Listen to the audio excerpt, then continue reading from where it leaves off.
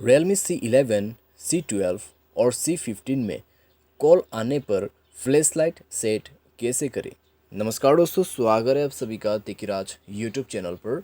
तो दोस्तों, आज के इस वीडियो पर मैं आपको बताऊंगा कि आप जो है कैसे अपने Realme के डिवाइस पे कॉल फ्लैश सेटिंग कैसे कर सकते हैं। तो इससे क्या होता है दोस्तों, आपको मान लीजिए कोई कॉल कर रहा है, ठीक है, इनकमिंग कॉल।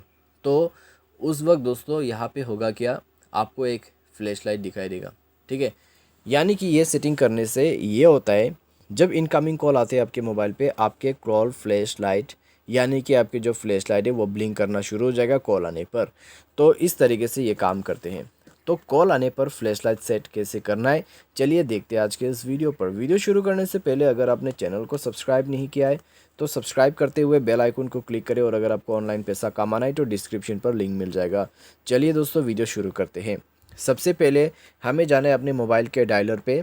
इंडेंट ऊपर राइट हैंड साइड टॉप में आपको मिलेगा गियर आइकन सेटिंग, और उसके बाद आपको मिलेगा इस तरह का इंटरफेस। यहाँ पे दोस्तों आपको करना क्या है, कैरियर कॉल सेटिंग पर जाना है। ओके, तो यहाँ पे दोस्तों नहीं जाने से भी हो जाएगा, आपको बाहर में मिल जाएगा फ्लैश लाइट, ठीक है, फ्लैश ऑन कॉल।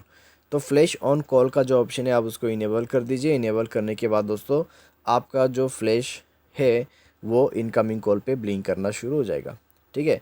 तो इसका दोस्तों एक बेनिफिट क्या है, आप मान लीजिए मोबाइल को साइलेंट पे कर देते हैं, ठीक है।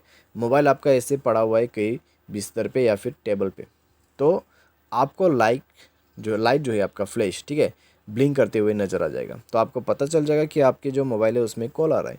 तो इस तरीके से दोस्तों आप जो है ये सेटिंग सेट कर सकते हो। उम्मीद करते हैं आपको ये वीडियो पसंद आया होगा।